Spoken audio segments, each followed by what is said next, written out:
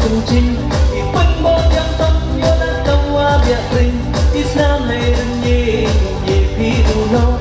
kanyang makajat ru dadat to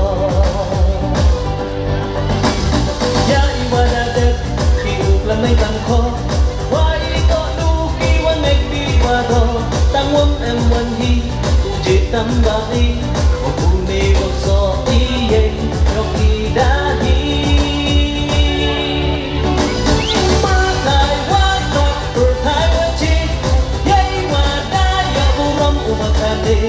nado warim chado wong kude soto kuin ikam ikam kanyang pri kai waji waro waya to ya kayu rim pri hai wong babo ha iki wadang so dang kune unduk te ina kiwi puwan kude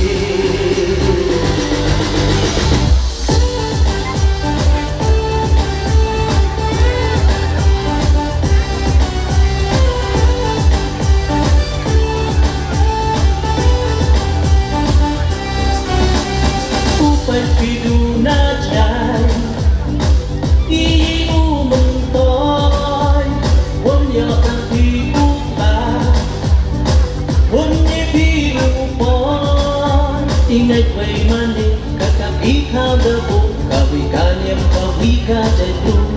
le ijo upay piduna jay iyi umong toy wong yo ang tibuta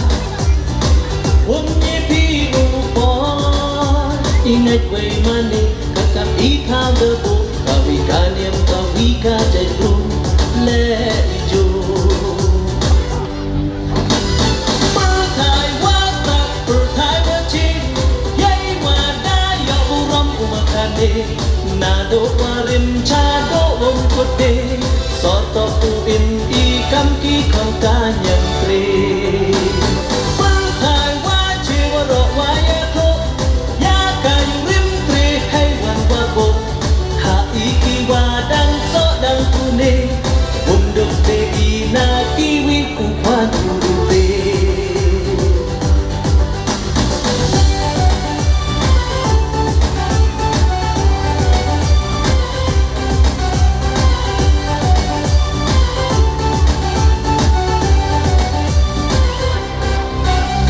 dada piu no dada piu kuncin ipan mo yang tokyo na kawa biakring isnam hay renye ye piu no kanyang makajat ru dadat to